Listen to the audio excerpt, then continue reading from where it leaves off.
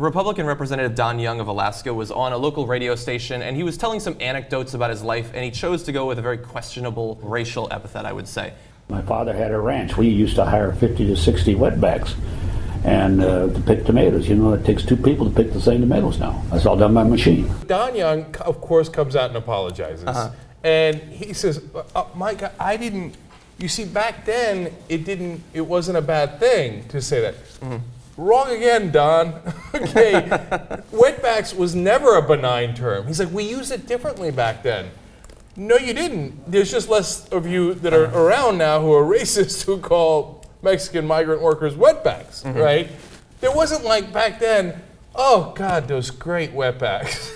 Like, you know, and that actually meant that they were PhD students. Okay, no, but it's, so that my question to you guys is, okay, how guilty is he? Of course he's guilty, and of course it's a disaster for the Republican Party. They're trying to regain Latino voters. John Boehner, Eric Kendrick's like, no, we're not with him, But like, but is it an old guy who, you know, used the word Chinaman, and you're like, oh, for Christ's sake, but you know he didn't mean anything bad by it?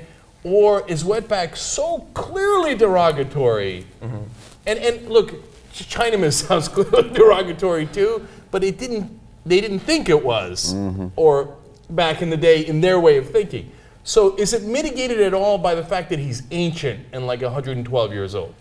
I think that it's a more offensive term than Chinaman, because Chinaman is, I guess, it's archaic, but it's also just descriptive. It's their point of origin, I suppose, whereas wetback is parodying how they came in surreptitiously into the country, I suppose. I think he's right in one regard. I think that it was less risky to use in the past. You know, like 30, 40, 50 years ago, a Republican in Alaska could have thrown that around all the time. He wouldn't have been attacked for it because of the racial situation in the country. And also, you know, we didn't have the internet. So you could say something on local radio in Alaska and it wouldn't make it to the coasts or, you know, to mainstream media. But I think that it's good that at least the situation is such that other Republicans will attack him based on it.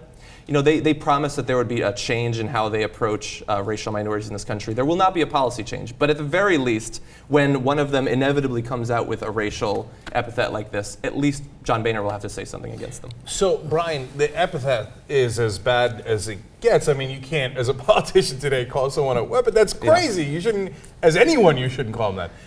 But given, you know, that he came from a different era, that's his excuse. Yeah. On a scale of 1 to 10, how guilty is he? Is he at a 10, or does it mitigate it to a 7, an 8?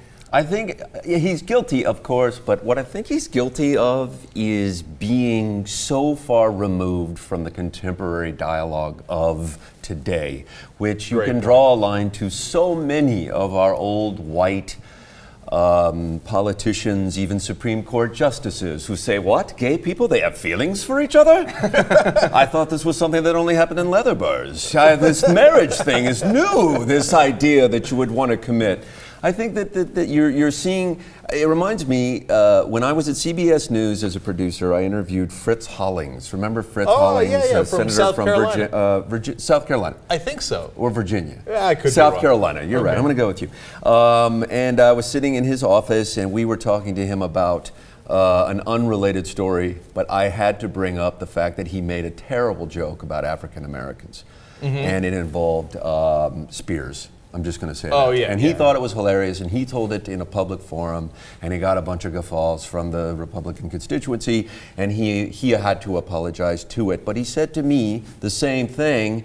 That was just a joke we would make all the time where I came from. And he was an elderly guy, but he had this incredibly great affirmative action record in the Senate. He was very much a part of voting for affirmative action and really in civil rights legislation.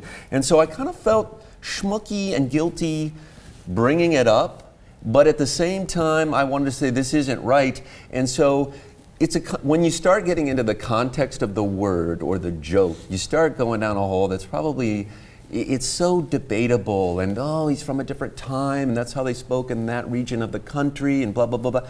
The guilt is that these guys haven't been brought up to speed on what's happening in the world. Right.